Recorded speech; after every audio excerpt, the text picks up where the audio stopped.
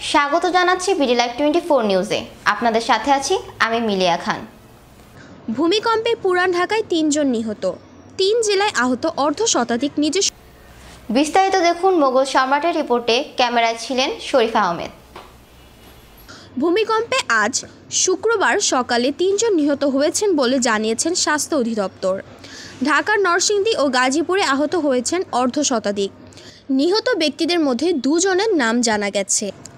একজনের নাম রাফিউল ইসলাম, তিনি ঢাকা মেডিকেল কলেজের ছাত্র ছিলেন বলে জানিয়েছেন স্বাস্থ্য অধিদপ্তরের মহাপরিচালক।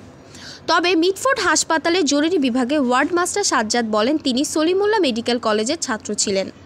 মিটফোর্ড হাসপাতালের সূত্রে জানা যায় নিহত আরেকজনের নাম আব্দুর রহিম 48।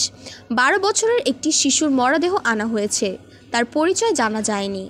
স্বাস্থ্য অধিদপ্তরের পরিচালক হাসপাতাল ও ক্লিনিকগুলো আবু হোসেন মোহাম্মদ মইনুল আহসান জানান, sir Salimullah medical college Mitford হাসপাতালে চিকিৎসাধীন অবস্থায় 3 জন মারা গেছেন।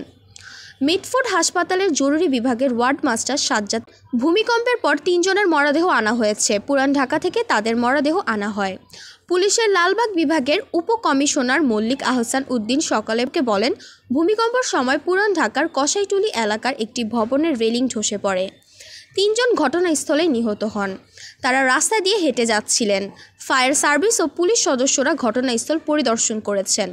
তাৎক্ষণিকভাবে সকালে নিহত ব্যক্তিদের নাম পরিচয় জানাতে পারেনি পুলিশ। ভূমিকম্পে শিশু হাসপাতালে কাঁদছেন এক অভিভাবক।